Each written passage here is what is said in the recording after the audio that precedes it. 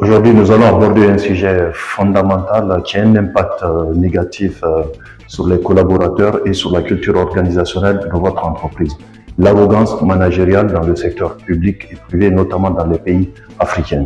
Je me présente, je m'appelle Baba Kourman, je suis consultant et expert en management. Je suis également le fondateur de la société KVS Conseil et Services. Ce phénomène managérial se traduit par le fait de se sentir au-dessus des autres ou par le fait de ne pas prendre l'opinion, de ne pas considérer le sentiment ou le ressenti des autres. Et encore pire, c'est de parler avec mépris, c'est de mal parler à ses collaborateurs et à aller de telle sorte qu'on manque de considération à ses collaborateurs dans le non-respect absolu. Avant de vous proposer les différents leviers pour pallier à ces genres de problèmes, on va rapidement parler des causes. Nous avons 3 types de causes sur ce problème. La première cause, c'est plutôt une cause culturelle, donc qui est liée à l'autorité de la personne.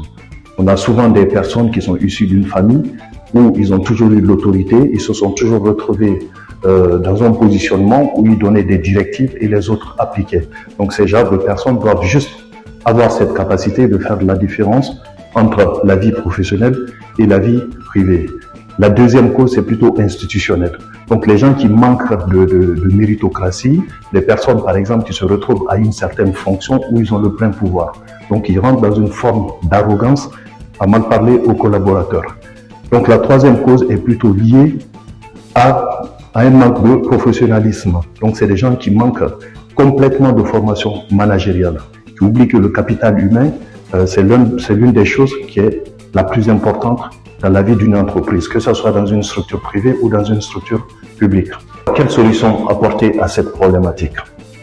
2 solutions. La première solution, c'est de passer par une réforme institutionnelle qui vise à modifier le processus et le fonctionnement qui est plus orienté sur le respect des collaborateurs et mettre en place des sanctions pour les collaborateurs qui ne respectent pas cela, tout en appuyant sur le code dans le cas espèce.